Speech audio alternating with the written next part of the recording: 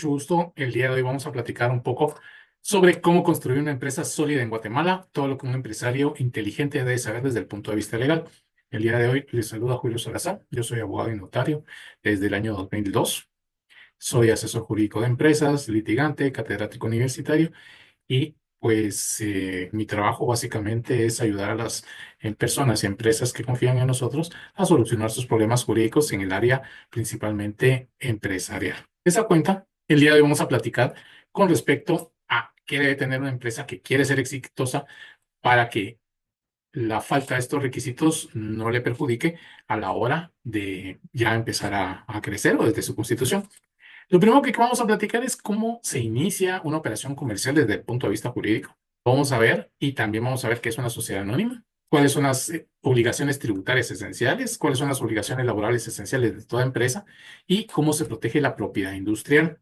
De esa cuenta vamos a platicar de esos 5 puntos el día de hoy. Y lo primero que tenemos que saber es que una persona puede iniciar una operación comercial en Guatemala de dos maneras. Primero, a través de una empresa individual y segundo, a través de una sociedad anónima principalmente.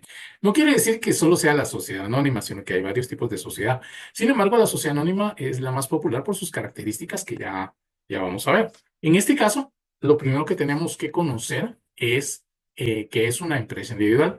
Entonces, vamos a entender nosotros que una empresa individual vamos a entenderla por aquella conjunto de trabajo, elementos, materiales y valores incorpóreos coordinados para ofrecer al público con propósito de lucro y de manera sistemática bienes o servicios. Bueno, tal vez deberíamos de entrar a explicar una situación. De acuerdo con el Código de Comercio en Guatemala, hay dos tipos de comerciantes, el comerciante individual y el comerciante social. El comerciante individual es aquel que actúa de forma solitaria o por sí mismo en el ejercicio del comercio.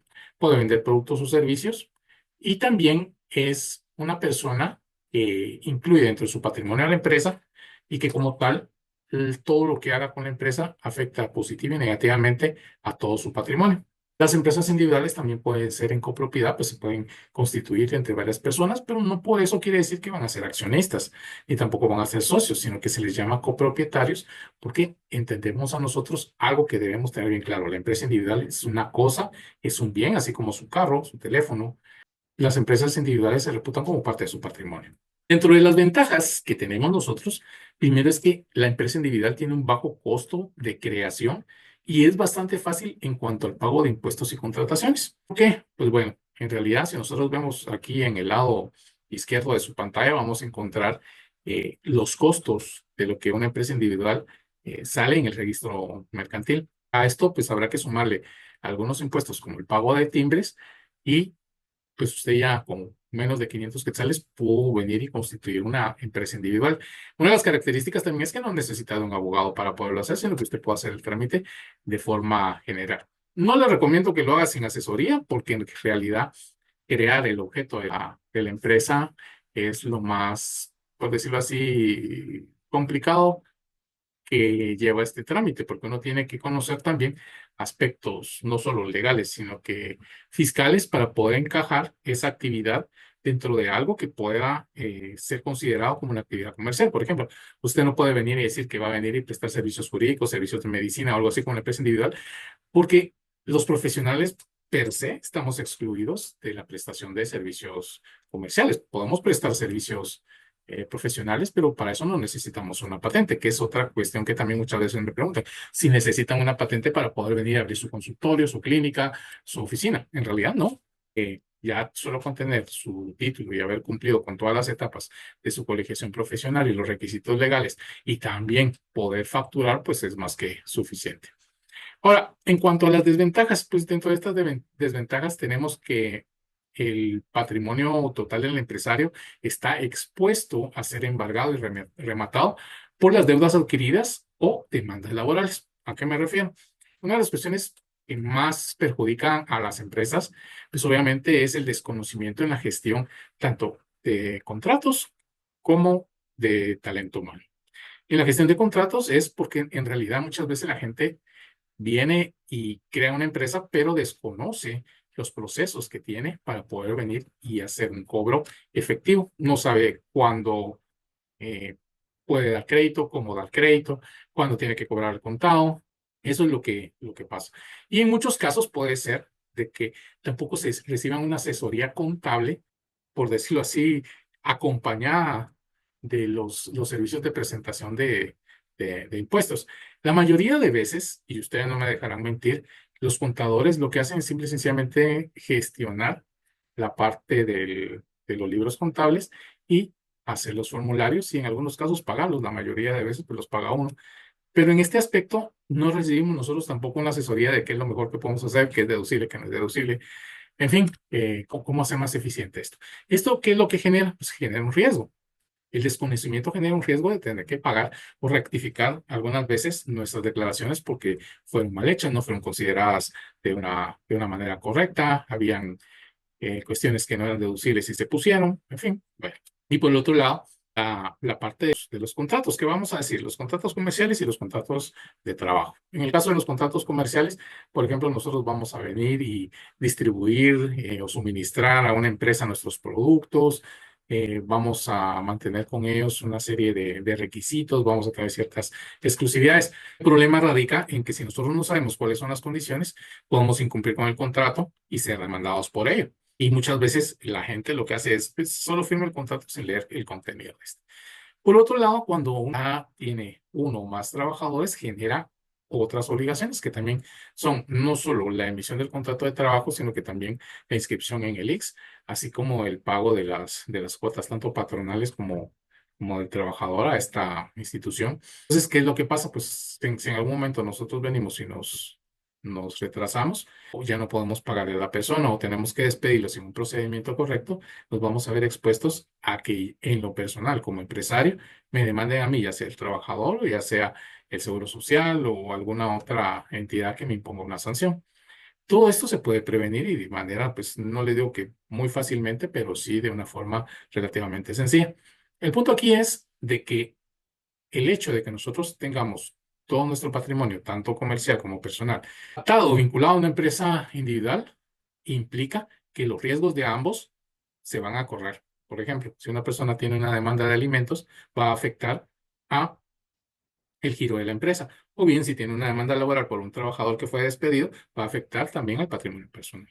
De esa cuenta no es muy recomendable mantener todo en una misma forma jurídica, sino que pues, buscar alternativas que nos puedan ayudar a reducir esos riesgos. Ahora bien, el otro aspecto con respecto a la sociedad anónima y que les mencionaba es de que no es que solo exista una sociedad anónima, pero el problema básicamente por el que las personas no están muy vinculadas a los otros es que la responsabilidad en algunos casos es mayor que en la sociedad anónima. ¿Por qué?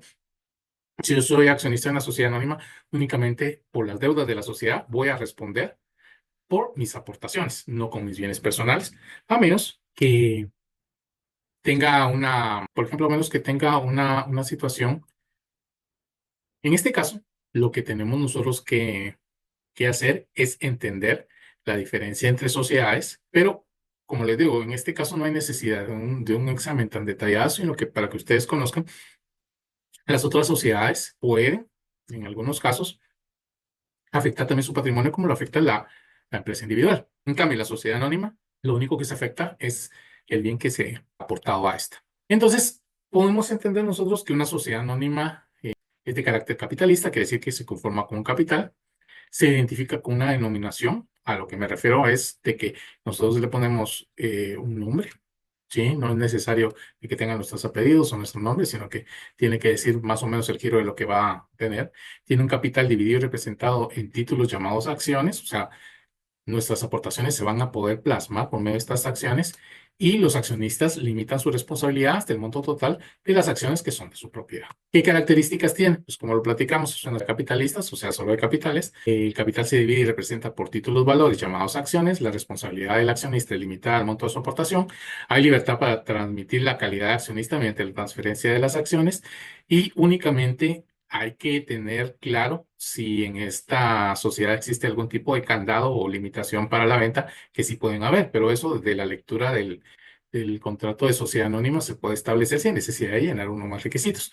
De ahí, los órganos de la sociedad funcionan independientemente y cada uno tiene sus propias funciones y la voluntad de la mayoría de los accionistas, no en cantidad de número, sino que en cantidad de acciones, ¿sí? Es la que da fundamento a los acuerdos sociales y de alguna manera es la que impone su voluntad. ¿A qué me refiero con esto último? Por ejemplo, en una sociedad existen tres accionistas. Yo, que tengo el 50% de las acciones, fulanito que tiene 20% y menganito que tiene el 30%.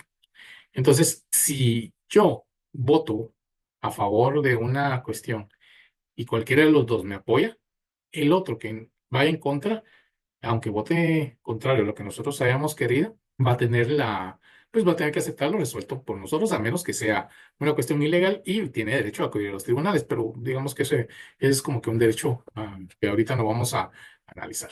Por lo mismo, podemos ver que la sociedad anónima tiene como ventaja la independencia entre los bienes del accionista con los bienes de la sociedad y como desventaja tiene que es más compleja su gestión, tiene que pagar impuestos de forma más ordenada y es más onerosa la constitución.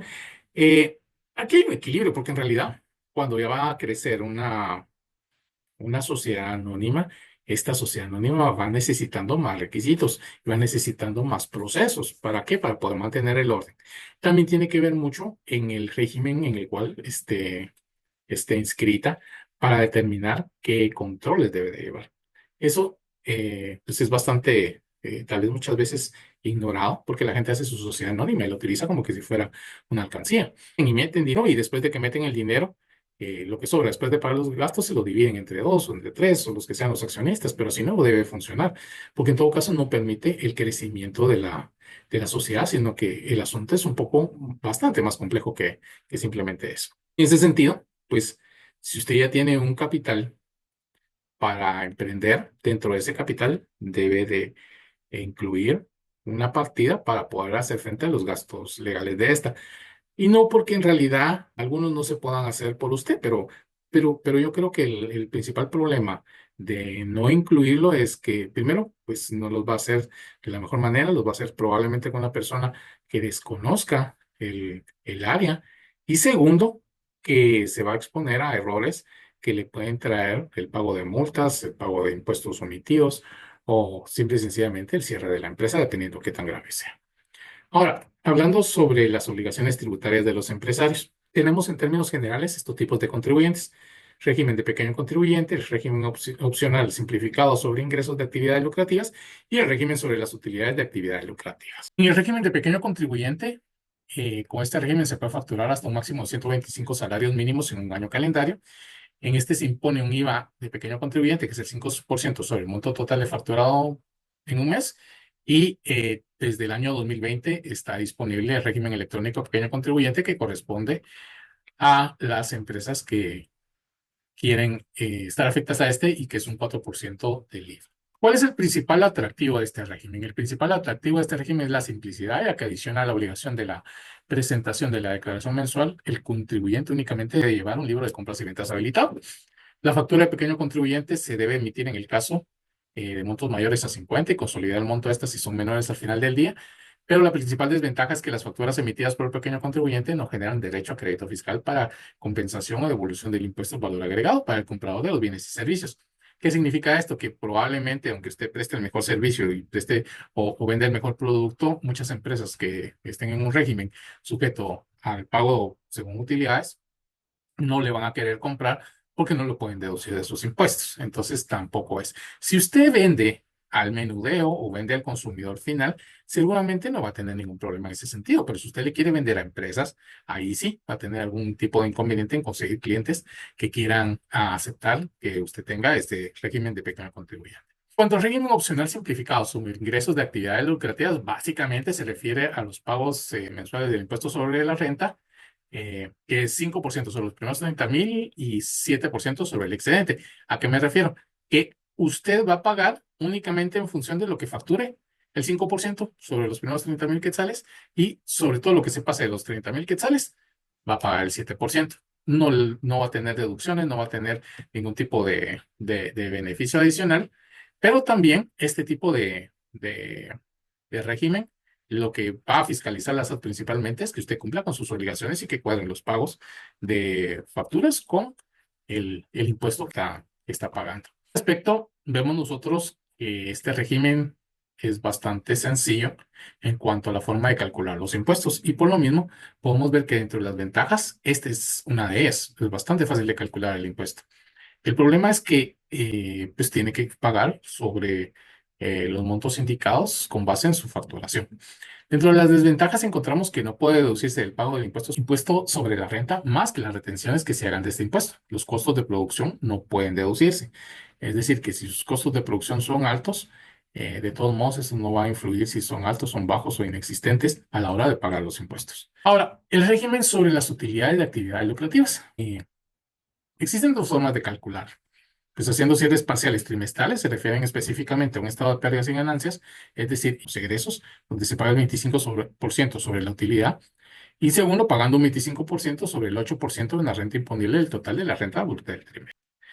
Las empresas con bastantes ingresos y pocos egresos les conviene inscribirse en el régimen de pagos mensuales, es decir, el pago sobre ingresos, y a las empresas que tienen ingresos similares a los ingresos les conviene inscribirse en el régimen de pagos trimestrales. Por lo mismo, el pago sobre utilidades, ya que no tendrán una utilidad muy alta y así pagarán menos impuesto. Que es decir, entre más pequeña es la utilidad, menos el impuesto que se paga. Seguimos nosotros con las obligaciones laborales. Ahora bien, con estas obligaciones laborales entendemos nosotros que dan inicio desde el momento en que contratamos a una persona. Y muchos empresarios cometen errores que en realidad podrían ser evitados y por lo mismo los expondrían menos a problemas de carácter laboral. Lo primero que tenemos que saber es cuándo inicia en sí la relación laboral. La relación laboral inicia desde que la persona acepta el trabajo en las condiciones de pago del salario, que tiene que ser como mínimo el mínimo legal, y las otras condiciones de horario, actividades que debe realizar, dónde lo debe realizar. En ese sentido, cuando nosotros iniciamos nuestra relación de trabajo, supongamos que vamos a contratar hoy a nuestro primer trabajador, lo primero que tenemos que hacer es venir y firmar el contrato de trabajo. ¿A qué me refiero? Con la aclaración, porque bastantes veces, tanto las empresas como algunos amigos que me consultan, que son abogados que no ven mucho área laboral, me dicen que han sido citados a la inspección de trabajo pero que no tienen contrato de trabajo porque está en periodo de prueba. Entonces, una mala práctica es no hacer el contrato hasta que termine el periodo de prueba. ¿Por qué? Porque no tenemos cómo probar que esa persona efectivamente tenía tales obligaciones y tal salario durante esos 2 meses del periodo. Entonces, lo primero que tenemos que saber nosotros es, tenemos que tener contrato de trabajo y de ahora, desde la emisión del artículo 6 del Acuerdo 1529 del IX, todo empleador está obligado a inscribirse en el régimen de seguridad social y a inscribir al trabajador cuando cuente con uno o más trabajadores. Entonces, esa es una de las principales obligaciones que tenemos que tener cuando iniciamos la relación de trabajo. Sí, tenemos planillas y libros de salarios. Cuando nosotros hablamos de planillas de salarios es que tenemos menos de 10 trabajadores y cuando son libros de salarios que tenemos más de 10 trabajadores. Las planillas se dan cuando tenemos 3 o más. Sin embargo, no es que eh, no sea obligatorio, o sea, por no ser obligatorio no lo vamos a hacer. O sea, si ya tenemos uno o dos trabajadores, lo más sano es tener esas planillas para poder llevar el control de los pagos y cumplimientos de obligaciones laborales. Que no sea nuestra obligación, no quiere decir que no sea parte del orden. Yo siempre les recomiendo a las personas que cuando están empezando que lleven este tipo de controles, aunque no estén obligados legalmente, porque esto les va a ayudar a ellos a tener un mejor orden en la empresa. En sí, en cuanto a la gestión de la relación laboral, ¿cómo se pagan los salarios? Legalmente se pueden pagar únicamente quincenal o mensualmente. Deben de pagarse en dinero, salvo ciertas excepciones que están en la ley, pero la mayoría de empresas no aplica. No podemos venir nosotros y pagarle a la gente con pizza, no podemos venir nosotros y pagarle a la gente con bonos, con certificados de gasolina o qué sé yo, ¿sí? Sino que deben de recibir íntegro eso, porque lo demás se tomaría como una ventaja laboral. También deben de llevar un registro y constancias de pago tanto de salarios, de bono 14, aguinaldo y la bonificación incentivo, porque lo primero que le van a pedir a ustedes ante una revisión o inspección del Ministerio de Trabajo son esos documentos como mínimo. Y el no tenerlos implica que le van a poner una sanción que puede ir desde los 2 salarios mínimos por documento. Entonces, para evitar multas en ese sentido, es mejor tenerlos listos y llevarlos desde el inicio. No espere a crecer porque probablemente cuando ella crezca va a ser mucho más difícil. En cuanto a la jornada de trabajo, tenemos nosotros tres jornadas de trabajo, el trabajo nocturno y mixto. En la jornada ordinaria, que es la diurna, esta no puede ser mayor a 8 horas diarias ni tener más de 44 horas a la semana. Aquí, pues, algunas gentes me van a decir, mire, es que la Constitución dice que son 48. Sí, la Constitución dice que son 48. Sin embargo, el Código de Trabajo es el que nos dice que son 44. Ahora, ¿por qué le vamos a hacer nosotros casos al Código de Trabajo, que es una ley inferior y no la Constitución? Porque es un derecho que sobrepasa lo mínimo que dice la Constitución. O sea, no es que la Constitución, por ser mayor, se va a hacer todo lo que quiera, sino que la misma Constitución le dice, bueno, mire, esto es lo mínimo, pero otras leyes u otros convenios pueden mejorar esta situación y el Código de Trabajo la mejora. Entonces, por lo mismo, tenemos que hacerle caso al artículo que nos dice que son 44 horas a la semana en lugar de las 48, porque eso le da una mayor ventaja al trabajador. En el caso de la jornada nocturna, dice que no puede ser mayor de 6 horas, ni tampoco exceder de 36 a la semana. Y la jornada mixta, que es la que se da entre jornada diurna y nocturna, no puede exceder de 7 horas, ni tampoco de 42 a la semana. En cuanto a los descansos, asueto y vacaciones, es un derecho de todos los trabajadores de disfrutar de un día de descanso remunerado después de cada semana de trabajo. Y ahí podemos ver en la pantalla cuáles son los días de asueto con goce de salario para los trabajadores particulares. Recordemos nosotros que nosotros le decimos feriados, pero en realidad el feriado únicamente porque es el día de la festividad local, todos los demás se llaman asueto. Entonces, muchas veces me dicen, mire, ¿y cómo hago para descontarle el día de descanso si no vino a trabajar un día en la semana? Pues no se puede, ¿sí? Ahí está, ahí tenemos nosotros la obligación y creo yo que en ese caso, pues sí hay necesidad de buscar asesoría para ver si se puede o no se puede sancionar a la persona por ese tipo de conducta. En cuanto a las vacaciones, hay una cuestión que nosotros, pues creo que la mayoría lo sabe. Como mínimo son 15 días, pero puede ser de que sean más. ¿Eh? Hay algunas personas o instituciones que conforme más tiempo de trabajo tienen, pues más vacaciones ganan. Y algo que sucede a veces es que por la naturaleza del trabajo, la persona no se puede ir de vacaciones durante todos los 15 días o más. Entonces, ¿qué es lo que se hace? Pues en ese caso, lo que se hace es dividirla en dos partes y entonces ya se ponen de acuerdo tanto empleador como trabajador para ver cuándo se van a usar esas dos partes de las vacaciones. Pero es como máximo. Yo no puedo venir y no es legal, sino que se toma como una ventaja de trabajo y yo guarde un día para esto, 2 días para esto y que lo esté dividiendo en más. Si usted lo hace así en su empresa, déjeme decirle que usted está dando más de lo que la ley le obliga, porque seguramente a la hora de liquidar las vacaciones no se van a tomar en cuenta, sino se van a tomar como ventajas que tenía para con su trabajador. Cuanto a las licencias con goce de sueldo, ahí podemos ver nosotros los días, esas están específicamente regulados. Y una cuestión que la verdad es que creo que pocas veces la gente por pena no lo hace es que cuando tiene alguna citación a un juzgado, por ejemplo, tiene una audiencia por un proceso penal, por un proceso civil, laboral, lo que sea, no lo quieren hacer ver del empleador, pero no, yo les digo a la gente no tenga pena, porque en realidad está su derecho el que le den la oportunidad de asistir sin que le descuenten el día. ¿Sí? Y si se lo descuenta, pues entonces ya puede presentar su queja ante la inspección de trabajo porque se está violentando su derecho a responder a citaciones judiciales. ¿Cómo termina una relación laboral? Pues básicamente por dos razones, por renuncia o por despido. Y ahí vamos a ver los tipos de despido. Lo primero es cuando se renuncia, que el trabajador voluntariamente da por concluido su contrato sin dar justificación, sin justa causa o no, pero genera una obligación que se le conoce como que el preaviso. ¿Sí? Este preaviso está regulado, así como ustedes pueden verlo, dependiendo entre más tiempo tenga, más tiempo con más tiempo debe de darle a su empleador el aviso de que va a dar por terminado.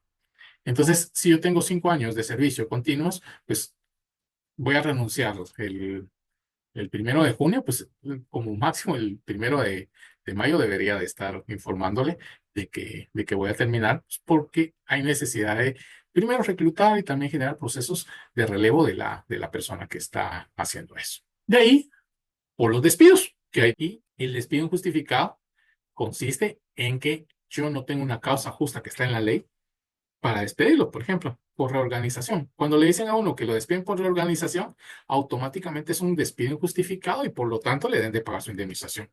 Cuando es por despido justificado, no se paga indemnización, solo las demás prestaciones irrenunciables. ¿Por qué? Porque el trabajador dio pie a que lo despidieran. Y dentro de la ley está enumerado cuáles de los casos son los que se tienen por despido justificado. Para finalizar con la charla del día de hoy, vamos a hablar un poco sobre la protección de la propiedad industrial. Lo primero es que tal vez nosotros como empresarios no somos tan conscientes de lo esencial que es para nuestra empresa el registro de marcas. Este registro es un proceso mediante el cual una persona obtiene el derecho exclusivo de usar una marca para identificar sus productos o servicios, pues si se hace aquí en el mercado guatemalteco.